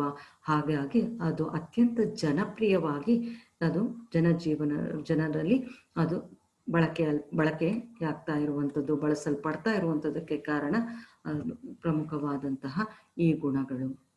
ಹಾಗೆ ಇನ್ನೂ ಕೆಲವು ಲಕ್ಷಣಗಳಿದೆ. ಸಂಶ್ಲೇಷಿತ ಎಳೆಗಳಾದಂತಹ ರೇಯಾನ್, ಪಾಲಿಯೆಸ್ಟರ್, ಪಾಲಿಥೀನ್, ಆಕ್ರಿಲಿಕ್ ಇವುಗಳ ಬಳಕೆಗೆ ಇನ್ನೂ ಕೆಲವು ಲಕ್ಷಣಗಳೇನಪ್ಪ ಅಂತ ಹೇಳಿದರೆ ಅವುಗಳಿಗೆ ಭಾಳಷ್ಟು ಗುಣಗಳಿದೆ. ನೀರನ್ನು ಕಡಿಮೆ ಹೀರಿಕೊಳ್ಳುವುದರಿಂದ ಅದು ಬೇಗ ಒಣಗುತ್ತೆ. ಇದು ನಿಮಗೂ ಸಹ ಗೊತ್ತಿರುತ್ತೆ. ನೀವು ಶಾಲೆಯಲ್ಲಿನ ಯೂನಿಫಾರ್ಮ್ ಪಾಲಿಯೆಸ್ಟರ್ ಅವುಗಳದ್ದು ಹಾಕಿರ್ತೀರ, ಅದು ತುಂಬ ಕೊಳಕಾಗಿದೆ ಅಂತ ಹೇಳಿದಾಗ ಸಂಜೆ ತೊಳೆದಾಕಿ ಬೆಳಗ್ಗೆ ನೀವು ಬರುವಷ್ಟೊತ್ತಿಗೆ ಅದು ಒಣಗಿರುತ್ತೆ. ಅದೇ ನೀವು ಕಾಟನ್ ಶರ್ಟ್ ಏನಾದರೂ ಹಾಕಿದರೆ, ಕಾಟನ್ ಬಟ್ಟೆಯದ್ದಾಗಿದ್ದರೆ ಅದು ಅಷ್ಟು ಬೇಗ ಒಣಗುವಂಥದ್ದು ಇಲ್ಲ. ಹಾಗಾಗಿ ಜೊತೆಗೆ ನೀವು ಹೇಗೆ ವಾಶ್ ಮಾಡಿದರೂ ಸಹ ಅದು ವರ್ಷ ಇಡೀ ಬಾಳಿಕೆ ಬರುವಂಥದ್ದು, ಹೆಚ್ಚು ಕಾಲ ಬಾಳಿಕೆ ಬರುವಂಥದ್ದಾಗಿರುತ್ತೆ, ಬಣ್ಣ ಕಳೆದುಕೊಳ್ಳೋದಿಲ್ಲ.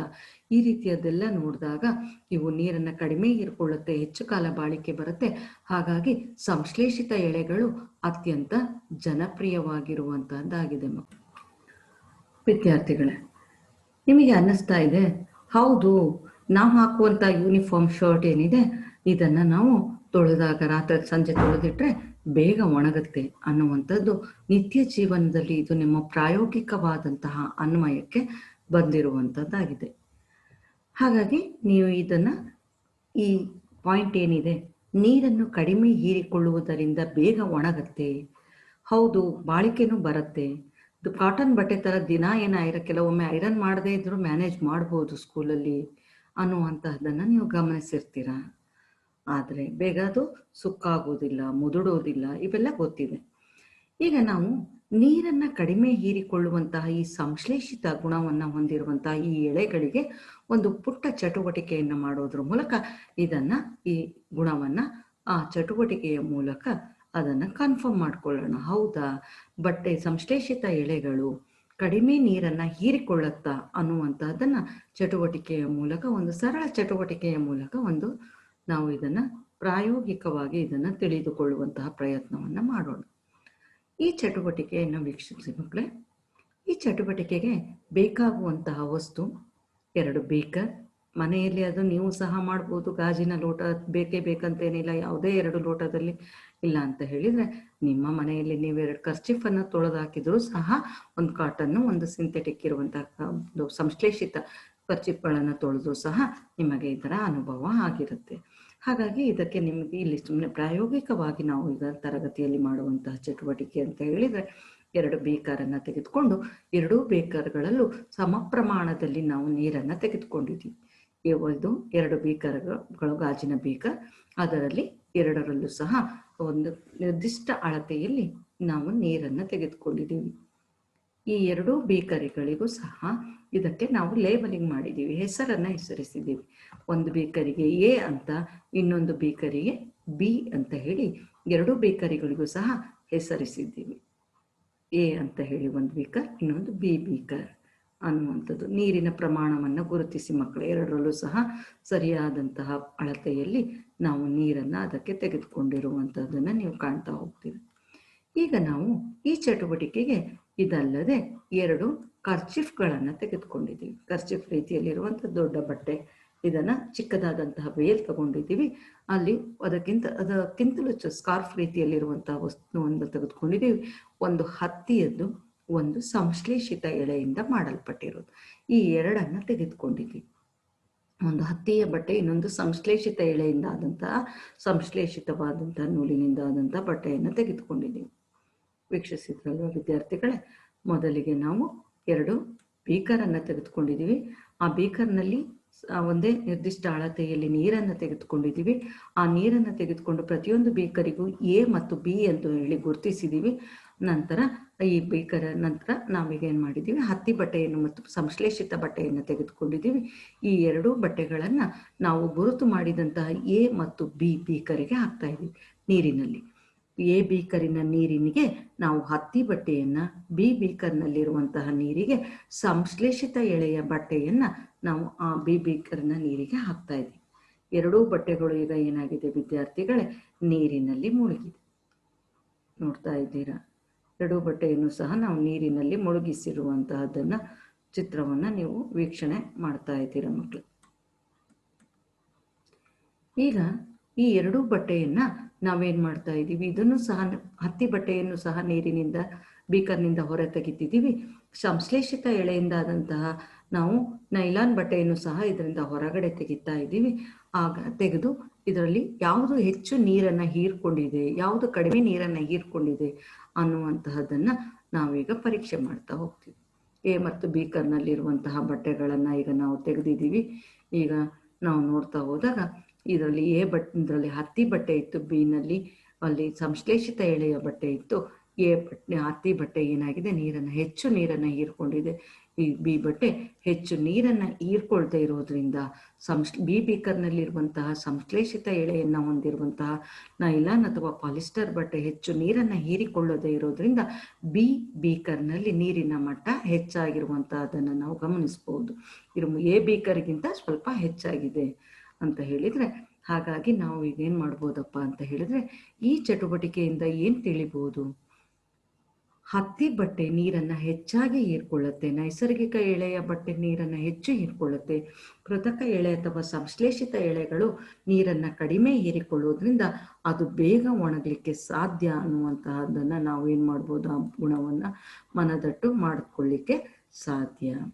ಹಾಗಾಗಿ ಮಕ್ಕಳೇ, ಈಗ ನೈಸರ್ಗಿಕ ಮತ್ತು ಸಂಶ್ಲೇಷಿತ ಎಳೆಗಳನ್ನು ನಾವು ಈ ಚಟುವಟಿಕೆಯಿಂದ ವೀಕ್ಷಿಸಿದ ನಂತರ ನೈಸರ್ಗಿಕ ಮತ್ತು ಸಂಶ್ಲೇಷಿತ ಎಳೆಗಳಿಂದ ತಯಾರಿಸಿದಂತಹ ಬಟ್ಟೆಗಳನ್ನು ನಾವು ನಿತ್ಯ ಜೀವನದಲ್ಲಿ ಬಳಸ್ತಿರ್ತೀವಿ. ಅವುಗಳಿಗಿರುವಂತಹ ವ್ಯತ್ಯಾಸ ಏನು ಅನ್ನುವಂತಹದ್ದನ್ನು ತಿಳಿದುಕೊಳ್ತಾ ಹೋಗೋಣ. ನೈಸರ್ಗಿಕ ಎಳೆ ಅನ್ನುವಂಥದ್ದು ಇನ್ನೊಂದು ಸಂಶ್ಲೇಷಿತ ಎಳೆ. ನೈಸರ್ಗಿಕ ಎಳೆ ನಿಸರ್ಗದಲ್ಲಿ ಸ್ವಾಭಾವಿಕವಾಗಿ ದೊರಕುತ್ತದೆ. ಸಂಶ್ಲೇಷಿತ ಎಳೆ ಕೃತಕವಾಗಿ ತಯಾರಿಸುತ್ತಾರೆ. ನೈಸರ್ಗಿಕ ಎಳೆ ಅಧಿಕ ನೀರನ್ನು ಹೀರಿಕೊಳ್ಳುತ್ತದೆ, ಆದರೆ ಸಂಶ್ಲೇಷಿತ ಎಳೆ ಕಡಿಮೆ ನೀರನ್ನು ಹೀರಿಕೊಳ್ಳುತ್ತದೆ. ಇದನ್ನು ನಾವು ಸರಳವಾದಂತಹ ವ್ಯತ್ಯಾಸದಿಂದ ನೀವು ಸುಲಭವಾಗಿ ನೈಸರ್ಗಿಕ ಮತ್ತು ಸಂಶ್ಲೇಷಿತ ಬಟ್ಟೆಗಳಿಗೆ ಅಥವಾ ಎಳೆಗಳಿಗಿರುವಂತಹ ವ್ಯತ್ಯಾಸವನ್ನು ನೀವು ಯಾವುದೇ ರೀತಿಯಲ್ಲಿ ಅದನ್ನು ಬೈಹ್ಯಾರ್ಟ್ ಮಾಡದೆ ಸುಲಭವಾಗಿ ನಿಮ್ಮದೇ ಆದಂತಹ ರೀತಿಯಲ್ಲಿ ಅರ್ಥೈಸಿಕೊಂಡು ಇದನ್ನು ಬರೀಲಿಕ್ಕೆ ಸಾಧ್ಯ ಆಗ್ತಾ ಹೋಗುತ್ತೆ ಮಕ್ಕಳೇ. ಹಾಗಾಗಿ ನೀವು ಈ ಪಾಯಿಂಟನ್ನು ನೆನಪಿಟ್ಕೊಳ್ಬೇಕು. ನೈಸರ್ಗಿಕ ಎಳೆ ಅನ್ನುವಂಥದ್ದು ಪ್ರಕೃತಿಯಲ್ಲಿ ನಿಸರ್ಗದಲ್ಲಿ ಸ್ವಾಭಾವಿಕವಾಗಿ ದೊರೆಯುತ್ತೆ. ಇದನ್ನು ಸಂಶ್ಲೇಷಿತ ಎಳೆ ಕೃತಕವಾಗಿ ತಯಾರಿಸಿರ್ತಾರೆ.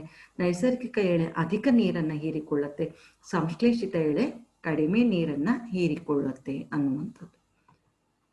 ಈ ವ್ಯತ್ಯಾಸವನ್ನು, ನೈಸರ್ಗಿಕ ಮತ್ತು ಸಂಶ್ಲೇಷಿತ ಎಳೆಗಳಿಗಿರುವಂತಹ ವ್ಯತ್ಯಾಸವನ್ನು ತಿಳಿದುಕೊಂಡಂತಹ ನೀವು ಪಠ್ಯಪುಸ್ತಕದಲ್ಲಿ ನಿಮಗೆ ನೀಡಿರುವಂತಹ ಸಂಶ್ಲೇಷಿತ ಎಳೆಗಳು ಯಾವುದಿದೆ ಅವುಗಳ ಬಗ್ಗೆ ನಾವು ಅಭ್ಯಾಸ ಮಾಡಿ ಹೆಚ್ಚಿನ ಮಾಹಿತಿಯನ್ನು ತಿಳಿದುಕೊಳ್ಳೋಣ.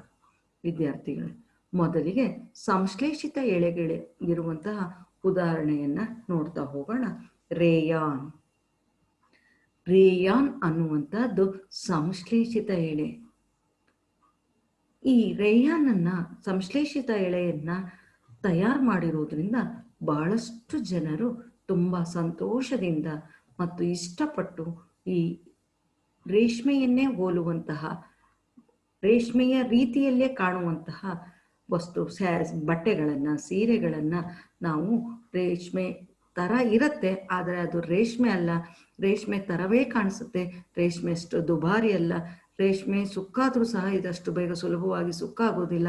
ರೇಷ್ಮೆಯಷ್ಟೇ ಹೊಳಪನ್ನು ಮತ್ತು ಸೌಂದರ್ಯವನ್ನು ಕೊಡುತ್ತೆ ಎನ್ನುವಂತಹ ಕಾರಣಕ್ಕಾಗಿ ರೇಯನ್ನನ್ನು ಎಲ್ಲರೂ ಸಹ ಈ ರೇಯನ್ ಎಲ್ಲ ವರ್ಗದ ಜನರಿಗೂ ಸಹ ಕೈಗೆಟುಕುವ ಬೆಲೆಯಲ್ಲಿ ನಿಲುಕಲಿಕ್ಕೆ ಸಾಧ್ಯ ಆಗ್ತಾ ಹೋಗಿರುವಂಥ ಕಾರಣ ಆಗಿರುವುದೇನಪ್ಪ ಅಂತ, ಕೈಗೆಟಕುವ ಬೆಲೆಯಲ್ಲಿ ನಿಲುಕಲಿಕ್ಕೆ ಸಾಧ್ಯವಾಗುವಂತೆ ಈ ರೇಯಾನ್ಗಳನ್ನು ತಯಾರಿಸಿರೋದ್ರಿಂದ ಎಲ್ಲರೂ ಸಹ ರೇಷ್ಮೆ ವಸ್ತ್ರವನ್ನು ಧರಿಸಿದಂತಹ ಒಂದು ಸಂತೋಷವನ್ನು ಅನುಭವಿಸ್ಲಿಕ್ಕೆ ಕಾರಣವಾಗಿರುವಂತಹದ್ದು ರೇಯಾನ್ ಆಗಿದೆ.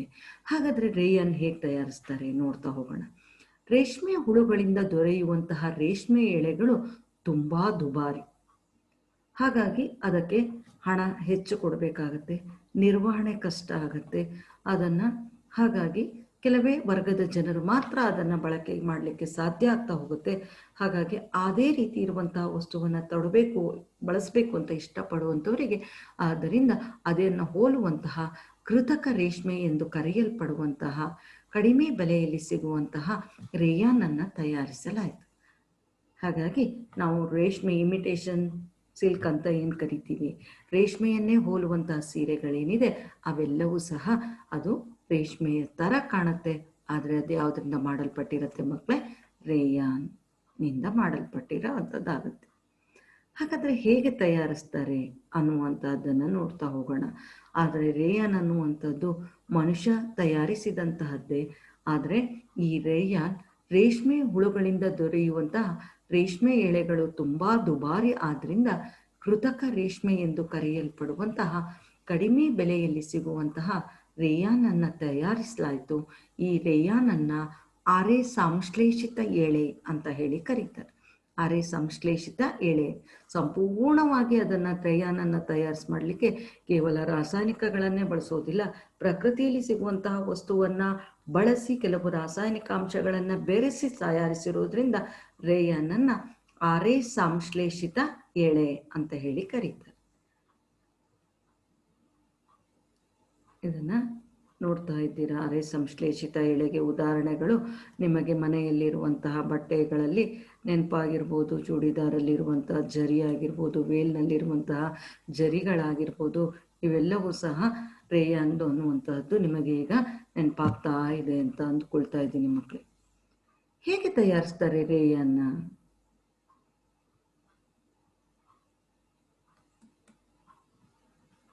ಮರದ ತಿರುಳಿನಲ್ಲಿರುವ ಸೆಲ್ಯುಲೋಸನ್ನು ರಾಸಾಯನಿಕ ಸಂಸ್ಕರಣೆಗೆ ಒಳಪಡಿಸಿ ರೇಯಾನ್ ತಯಾರಿಸಲಾಗುತ್ತೆ. ಅರೆ ಸಂಶ್ಲೇಷಿತ ಎಳೆ ಅಂತ ಹೇಳಿದ್ವಿ ಅಂದರೆ ಇದಕ್ಕೆ ಸ್ವಲ್ಪ ಪ್ರಮಾಣದಲ್ಲಿ ಮರದ ತಿರುಳಿನಲ್ಲಿರುವಂತಹ ಸೆಲ್ಯುಲೋಸ್ ಹತ್ತಿಯನ್ನು ಸಹ ಅದನ್ನು ತೆಗೆದುಕೊಂಡು ಅದಕ್ಕೆ ರಾಸಾಯನಿಕವನ್ನು ಬೆರೆಸಿ ಸಂಸ್ಕರಿಸಿ ಅದನ್ನು ರೇಯಾನನ್ನು ತಯಾರಿಸ್ತಾರೆ. ಈ ರೇಯಾನ್ನ ದ್ರವವನ್ನು ಅಧಿಕ ಬಲಯುತವಾಗಿ ಸಿಲಿಂಡರ್ ಆಕಾರದ ಲೋಹದ ವಸ್ತುವಿನಲ್ಲಿರುವ ಸೂಕ್ಷ್ಮ ರಂಧ್ರಗಳ ಮೂಲಕ ಸಲ್ಫ್ಯೂರಿಕ್ ಆಮ್ಲಕ್ಕೆ ಹಾಯಿಸಿದಾಗ ರೇಯಾನ್ ಎಳೆ ಉಂಟಾಗುತ್ತೆ. ರೇಯಾನ್ ದಾರವನ್ನು ಹೇಗೆ ಪಡಿತಾರೆ ಅಂತ ಹೇಳಿದರೆ, ರೇಯಾನ್ ದ್ರವವನ್ನು ಅಧಿಕ ಬಲಯುತವಾಗಿ ಸಿಲಿಂಡರ್ ಆಕಾರದ ಲೋಹದ ವಸ್ತುವಿನಲ್ಲಿರುವ ಸೂಕ್ಷ್ಮ ರಂಧ್ರಗಳ ಮೂಲಕ, ಏನು ಮರದ ತಿರುಳಿನಲ್ಲಿರುವಂತಹ ಸೆಲ್ಯುಲೋಸ್ ಏನಿದೆ ಅದಕ್ಕೆ ರಾಸಾಯನಿಕವಾಗಿ ಸಂಸ್ಕರಣೆಯನ್ನು ಮಾಡಿ ಬಂದಿರುವಂತಹ ದ್ರವ ಏನಿದೆ ಅದನ್ನು ಕೆಲವು ರಾಸಾಯನಿಕಗಳನ್ನು ಸೇರಿಸಿ ಆ ದ್ರವವನ್ನು ಅತ್ಯಂತ ಫೋರ್ಸ್ ಆಗಿ ಅಧಿಕ ಬಲಯುತವಾಗಿ ಸಿಲಿಂಡರ್ ಆಕಾರದ ಲೋಹದ ವಸ್ತುವಿನಲ್ಲಿ ಇರುವಂತಹ ಸೂಕ್ಷ್ಮ ರಂಧ್ರಕ್ಕೆ ಹಾಕಿದಾಗ ಮೂಲಕ ಸಲ್ಫ್ಯೂರಿಕ್ ಆಮ್ಲಕ್ಕೆ ಹಾಯಿಸ್ತಾರೆ. ಆಗ ರೇಯಾನ್ನ ಎಳೆಗಳು ಉಂಟಾಗ್ತಾ ಹೋಗುತ್ತೆ. ಅದೇ ರೇಯಾನ್ ನೂಲು. ಆ ರೇಯಾನ್ ನೂಲಿನಿಂದ, ರೇಯಾನ್ ಎಳೆಯಿಂದ ರೇಯಾನ್ ದಾರದ ಉಂಡೆಗಳನ್ನು ಮಾಡ್ತಾರೆ. ರೇಯಾನ್ ದಾರದ ಉಂಡೆಗಳಿಂದ ರೇಯಾನ್ ಬಟ್ಟೆಯ ತಾನ್ಗಳನ್ನು ಮಾಡ್ತಾರೆ. ಆನಂತರ ಅದರಿಂದ ರೇಯಾನ್ ಬಟ್ಟೆಗಳನ್ನು ಪಡಿತಾ ಹೋಗ್ತಾರೆ. ರೇಯಾನ್ನ ಗುಣಲಕ್ಷಣಗಳನ್ನು ವೀಕ್ಷಿಸ್ತಾ ಹೋಗೋಣ ಮಕ್ಕಳು. ರೇಯಾನ್ ಗುಣಲಕ್ಷಣಗಳೇನು? ರೇಯಾನ್ ವೈವಿಧ್ಯಮಯ ಬಣ್ಣಗಳನ್ನು ನೀಡುತ್ತೆ. ನಿಮಗೆ ಇಷ್ಟವಾದಂತಹ ಬಣ್ಣಗಳಲ್ಲಿ ನಿಮ್ಮ ಬಯಕೆಗೆ, ನಿಮ್ಮ ಇಷ್ಟಕ್ಕೆ, ನಿಮ್ಮ ಯಾವ ಊಹೆಗೆ ಬೇಕೋ ಆ ರೀತಿಯ ವೈವಿಧ್ಯಮಯ ಬಣ್ಣಗಳಲ್ಲಿ ರೇಯಾನ್ ಬಟ್ಟೆ ಸಿಗ್ತಾ ಹೋಗುತ್ತೆ. ಸುಂದರ ವಿನ್ಯಾಸಗಳನ್ನು ಯಾವ ಡಿಸೈನಲ್ಲಿ ಬೇಕಾದರೂ ಅವುಗಳನ್ನು ವಿನ್ಯಾಸಗೊಳಿಸ್ಲಿಕ್ಕೆ ಮಾಡಬಹುದು. ಹಾಗಾಗಿ ಯಾವ ಡಿಸೈನಲ್ಲಾದರೂ ಅದು ಸಿಗ್ತಾ ಹೋಗುತ್ತೆ. ಜೊತೆಗೆ ರೇಯಾನ್ ಅತ್ಯಂತ ಹಗುರ ಹಾಗೂ ಮೃದುವಾಗಿಯೂ ಸಹ ಅದನ್ನು ತಯಾರು ಮಾಡಲಿಕ್ಕೆ ಸಾಧ್ಯ ಇದೆ. ತುಂಬ ಮೃದುವಾಗೂ ಇರುತ್ತೆ, ಲೈಟ್ ವೆಯ್ಟ್ ಆಗಿರುತ್ತೆ, ಹಗುರವಾಗಿರುತ್ತೆ, ಉತ್ತಮವಾದಂತಹ ವೈವಿಧ್ಯಮಯವಾದಂತಹ ಬಣ್ಣಗಳು ಅತ್ಯಂತ ಕಲರ್ಫುಲ್ ಆಗಿರುತ್ತೆ, ಜೊತೆಗೆ ತುಂಬ ಆಕರ್ಷಣೀಯವಾಗಿರುತ್ತೆ ಹಾಗೂ ಮತ್ತು ಬೇಕಾದಂತಹ ಸುಂದರವಾದಂತಹ ಡಿಸೈನ್ಗಳಿಂದಲೂ ಸಹ ವಿನ್ಯಾಸಗಳನ್ನು ಸಹ ಅದಕ್ಕೆ ನೀಡಬಹುದು. ಹಾಗಾಗಿ ಎಲ್ಲರಿಗೂ ಸಹ ಅದು ಆಕರ್ಷಣೀಯವಾಗಿ ಇರುವಂತಹ ಒಂದು ಗುಣವನ್ನು ಅದು ರೇಯಾನ್ ಉಳಿಸಿಕೊಂಡಿರುತ್ತೆ ಅನ್ನುವಂಥದ್ದು. ಹಾಗಾಗಿ ರೇಷ್ಮೆ ಬಣ್ಣದ ಬಟ್ಟೆಗಳು, ಸೀರೆಗಳು, ಅವುಗಳು ನೆನಪಾಗಿರ್ಬೋದು ಅಂತ ಹೇಳ್ತಾ ಅಂದ್ಕೊಳ್ತೀನಿ. ಹಾಗಾಗಿ ಈಗ ರೇಯನ್ನ ಗುಣಲಕ್ಷಣಕ್ಕೆ ಸಂಬಂಧಿಸಿದಂತಹ ಕೆಲವು ಅಂಶಗಳನ್ನು ನೋಡ್ತಾ ಹೋಗೋಣ. ನೋಡಿ, ಇಲ್ಲಿ ಕಾಣ್ತಾ ಇರುವಂತಹ ಏನು ಸ್ಯಾರಿ ಇದೆ, ಈ ಸೀರೆ ರೇಷ್ಮೆದೆ ಅಥವಾ ರೇಯಾನ್ದೆ ಅಂತ ಹೇಳಿ ನೀವು ನೋಡಿದಾಗ ತಕ್ಷಣ ನೋಡಿದಾಗ ನೀವು ರೇಷ್ಮೆ ಸೀರೆ ಇದನ್ನು ರೇಷ್ಮೆ ಸೀರೆ ಅಂತ ಹೇಳ್ತಿದ್ರಿ. ರೇಯಾನಿನ ಬಗ್ಗೆ ಹೇಳ್ತಾ ಇರೋದ್ರಿಂದ ಸ್ವಲ್ಪ ಯೋಚನೆ ಮಾಡ್ತಿದ್ದೀರ ಅಷ್ಟೇ. ಆದರೆ ನೋಡಿ, ರೇಷ್ಮೆಯನ್ನೇ ಹೋಲುವಂತಹ ಆ ರೀತಿಯ ರೇಷ್ಮೆ ನೋಡಿದರೆ ರೇಷ್ಮೆ ಥರನೇ ಕಾಣ್ತಾ ಇದೆ. ರೇಷ್ಮೆ ಎಳೆಗಳಿಗಿಂತಲೂ ಸಹ ಅದು ದುಬಾರಿ ಆಗಿದ್ರೆ ಅದು ಕಡಿಮೆ ಬೆಲೆಯಲ್ಲಿ ಸಿಗುವಂಥದ್ದಾಗಿರುತ್ತೆ. ರೇಷ್ಮೆ ಎಳೆಗಳಂತೆ ಸುಲಭವಾಗಿ ಅದನ್ನು ನೇಯ್ಗೆ ಮಾಡಬಹುದಾಗಿರುತ್ತೆ. ನೋಡಲಿಕ್ಕೆ ರೇಷ್ಮೆಯದ್ದೇ ಅದು ಹೊಳಪನ್ನು ನೀಡ್ತಾ ಇರುವಂತಹದ್ದಾಗಿರುತ್ತೆ, ರೇಷ್ಮೆ ಲುಕ್ಕನ್ನೇ ಅದು ಕೊಡ್ತಾ ಇರುವಂಥದ್ದಾಗಿರುತ್ತೆ. ಹಾಗಾಗಿ ರೇಯಾನ್ ಅತ್ಯಂತ ಹೆಚ್ಚು ಜನಪ್ರಿಯವಾಗಿದೆ, ಜೊತೆಗೆ ಬೇಡಿಕೆ ಹೆಚ್ಚಾಗಿದೆ. ಕಾರಣ ಸುಲಭವಾಗಿ ನಿರ್ವಹಣೆ ಮಾಡಬಹುದು, ಜೊತೆಗೆ ಕಡಿಮೆ ಬೆಲೆಯಲ್ಲಿ ಸಿಗುತ್ತೆ, ಕೈಗೆಟಕುವ ಬೆಲೆಯಲ್ಲಿ ಸಿಗುವಂಥದ್ದಾಗಿರುತ್ತೆ, ದೀರ್ಘಕಾಲ ಬಾಳಿಕೆ ಬರುವಂಥದ್ದಾಗಿರುತ್ತೆ, ಹಗುರವಾಗಿರುತ್ತೆ, ಮೃದುವಾಗಿರುತ್ತೆ ಮತ್ತು ರೇಷ್ಮೆ ಎಳೆಗಳಂತೆಯೇ ರೀತಿಯ ರೇಷ್ಮೆ ಎಳೆಗಳಂತೆಯೇ ಇವುಗಳನ್ನು ನೇಯ್ಗೆ ಮಾಡೋದ್ರಿಂದ ರೇಷ್ಮೆಯನ್ನೇ ಹೋಲುವಂತಹದ್ದಾಗಿರುತ್ತೆ. ಹಾಗಾಗಿ ರೇಯಾನ್ ಹೆಚ್ಚು ಜನಪ್ರಿಯವಾಗಿರುವಂಥದ್ದು. ಹಾಗಾದರೆ ರೇಯಾನಿನ ವಸ್ತುಗಳನ್ನು ನೋಡ್ತಾ ಹೋದರೆ, ರೇಯಾನಿಂದ ತಯಾರಿಸಿದಂತಹ ವಸ್ತುಗಳು, ಕಾರ್ಪೆಟ್ಗಳನ್ನು ನೀವು ನೋಡ್ತಾ ಇರ್ಬೋದು, ವಿವಿಧ ವಿನ್ಯಾಸದ ಬಟ್ಟೆಗಳೇನಿದೆ ಇವೆಲ್ಲವೂ ಸಹ ರೇಯಾನಿಂದ ತಯಾರಿಸಿದಂತಹ ವಸ್ತುಗಳಾಗಿರುವಂಥದ್ದಾಗಿರುತ್ತೆ. ರೇಯಾನಿಂದ ತಯಾರಿಸಿದ ವಸ್ತುಗಳನ್ನು, ಕಾರ್ಪೆಟ್ಗಳನ್ನು ನೋಡ್ತಾ ಇರುವಂಥದ್ದು. ಇವುಗಳು ಸಹ ವೈವಿಧ್ಯಮಯ ಬಣ್ಣಗಳು, ಸುಂದರ ವಿನ್ಯಾಸಗಳಿಂದ ಆಗಿರುತ್ತೆ, ಹಗುರವಾಗಿರುತ್ತೆ, ಕಾಲಿಟ್ರೆ ಸ್ಮೂತ್ ಆಗಿರುತ್ತೆ. ಕಾರ್ಪೆಟ್ಗಳನ್ನೆಲ್ಲ ನೋಡಿರ್ಬೋದು, ಇದು ಬ್ಲ್ಯಾಕ್ ಆ್ಯಂಡ್ ವೈಟಲ್ಲಿ ಇರೋದ್ರಿಂದ ನಿಮಗಷ್ಟು ಅದು ಇದು ಕಾಣ್ತಾ ಇಲ್ಲ ಇರ್ಬೋದು. ಕೆಲವು ನೆಲಹಾಸುಗಳೇನಿದೆ ಅದೆಲ್ಲವೂ ಸಹ ವೈವಿಧ್ಯಮಯವಾದಂತಹ ಬಣ್ಣಗಳಲ್ಲಿ ಇರುವಂತಹದ್ದನ್ನು ಕಾಣ್ತಾ ಹೋಗ್ತೀರಾ. ಹಾಗಾಗಿ ಈ ರೇಯಾನ್ ಏನಿದೆ, ಈ ರೇಯಾನ್ಗಳು ಈ ರೀತಿಯಲ್ಲಿ ಅವುಗಳನ್ನು ಕಾರ್ಪೆಟ್ಗಳ ತಯಾರಿಕೆಯಲ್ಲಿ, ವೈವಿಧ್ಯಮಯ ವಸ್ತುಗಳ ತಯಾರಿಕೆಯಲ್ಲಿ ಬಳಸ್ತಾ ಹೋಗ್ತಾರೆ. ರೇಯಾನನ್ನು, ಕಾರ್ಪೆಟ್ಸನ್ನು ಈಗ ನಿಮಗೆ ಕಲರಿಂದ ತೋರಿಸಿದ್ರೆ ಸ್ವಲ್ಪ ಇನ್ನೂ ಚೆನ್ನಾಗಿ ಅರ್ಥ ಆಗ್ಬೋದು ಅಂತ ಅಂದ್ಕೊಳ್ತೀವಿ. ಈ ರೀತಿ ಕಾರ್ಪೆಟ್ ಏನಿದೆ ಇದು ತುಂಬ ಮೃದುವಾಗಿರುತ್ತೆ, ನೋಡಲಿಕ್ಕೆ ವಿವಿಧ ವೈವಿಧ್ಯಮಯ ಬಣ್ಣಗಳಿಂದ ಕೂಡಿರುತ್ತೆ, ವಿವಿಧ ವಿನ್ಯಾಸಗಳಿಂದ ಕೂಡಿರುತ್ತೆ, ತುಂಬ ಮೃದುವಾಗಿರುತ್ತೆ. ಹಾಗಾಗಿ ರೇಯಾನನ್ನು ಕಾರ್ಪೆಟ್ಸ್ಗಳ ತಯಾರಿಕೆಯಲ್ಲಿ ಬಳಸ್ತಾ ಹೋಗ್ತಾರೆ. ಹಾಗಾದರೆ ಅಷ್ಟೇನಾ? ಇಲ್ಲ, ದಿನನಿತ್ಯ ಬಳಸುವಂತಹ ಉಡುಪುಗಳೇನಿದೆ, ಬಟ್ಟೆಗಳ, ಅವುಗಳ ತಯಾರಿಕೆಯಲ್ಲಿಯೂ ಸಹ ರೇಯಾನನ್ನು, ಎಲ್ಲ ರೀತಿಯ ಗುಣಮಟ್ಟದ ಬಟ್ಟೆಗಳ ತಯಾರಿಕೆಯಲ್ಲಿಯೂ ಸಹ ರೇಯಾನನ್ನು ಬಳಸ್ತಾ ಹೋಗ್ತಾರೆ. ಅಂತ ಹೇಳಿದರೆ ಕಡಿಮೆ ಬೆಲೆಗೆ ಸಿಗುವಂತಹ ಬಟ್ಟೆಗಳಲ್ಲಿ ಸಿಗ್ತಾ ಹೋಗುತ್ತೆ, ದುಬಾರಿ ಅಲ್ಲ ಇರ್ಬೋದು. ಹಾಗೆ ಬೆಡ್ಶೀಟ್, ಕರ್ಟನ್ ಇವುಗಳ ತಯಾರಿಕೆಯಲ್ಲಿಯೂ ಸಹ ರೇಯಾನನ್ನು ಬಳಸ್ತಾ ಹೋಗ್ತಾರೆ ಮಕ್ಕಳೇ. ಹಾಗಾಗಿ ರೇಯಾನ್ ಅನ್ನುವಂಥದ್ದು ಪ್ರಸ್ತುತ ಪಾಠದಲ್ಲಿ ಇರುವಂತಹ ಬಹಳಷ್ಟು ಸಂಶ್ಲೇಷಿತ ಎಳೆಗಳಲ್ಲಿ ಈ ದಿನ ನಾವು ರೇಯಾನ್ನ ಗುಣಲಕ್ಷಣಗಳು, ರೇಯಾನನ್ನು ಹೇಗೆ ತಯಾರಿಸ್ತಾರೆ, ರೇಯಾನ್ನ ಉಪಯೋಗಗಳನ್ನು ನಾವು ತಿಳಿದುಕೊಂಡಿದ್ದೀವಿ. ಹಾಗಾಗಿ ಯಾಕೆ ರೇಯಾನ್ ಅತ್ಯಂತ ಜನಪ್ರಿಯವಾಗಿದೆ ಅನ್ನುವಂಥದ್ದನ್ನು ಸಹ ತಿಳಿದುಕೊಂಡಿದ್ದೀವಿ ಮಕ್ಕಳೇ. ಈಗ ನಿಮಗೆ ಈ ದಿನದ ಪಾಠವನ್ನು ತಿಳಿದಂತಹ ನೀವು ಈ ಪಾಠದಲ್ಲಿ ಇರುವಂತಹ ಕೆಲವು ಪ್ರಶ್ನೆಗಳಿಗೆ ಮಾತ್ರ ಉತ್ತರಿಸುವುದರ ಮೂಲಕ ನೀವು ಈ ಚಟುವಟಿಕೆಯನ್ನು, ಮನೆಗೆಲಸವನ್ನು ಪೂರೈಸಬೇಕು. ಪಾಲಿಮರ್ ಪದದ ಅರ್ಥ ತಿಳಿಸಿ.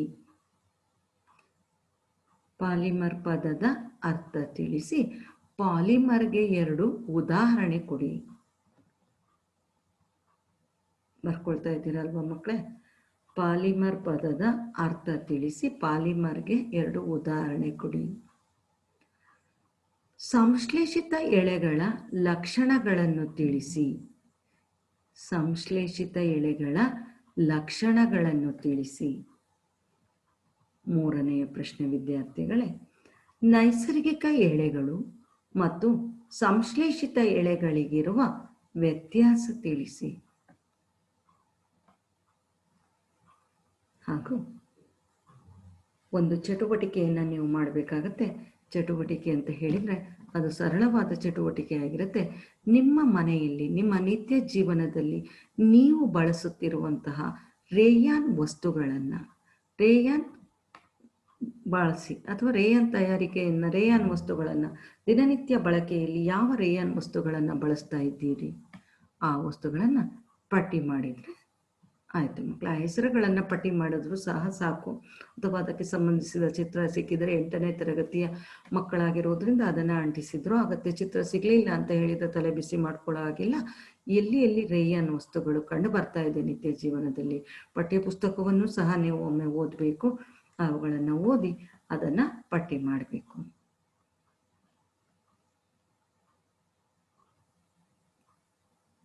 ರೇಯಾನ್ನ ಬಗ್ಗೆ ತಿಳಿದುಕೊಂಡಂತಹ ಸಂಶ್ಲೇಷಿತ ಎಳೆಗಳು. ಈ ದಿನದ ಪಾಠದಲ್ಲಿ ನೈಸರ್ಗಿಕ ಎಳೆಗಳು, ಸಂಶ್ಲೇಷಿತ ಎಳೆಗಳು ಮತ್ತು ಅದರಲ್ಲಿ ರೇಯಾನ್ನ ಬಗ್ಗೆ ತಿಳಿದುಕೊಂಡಿದ್ದೀರಾ. ಧನ್ಯವಾದಗಳು ಮಕ್ಕಳು.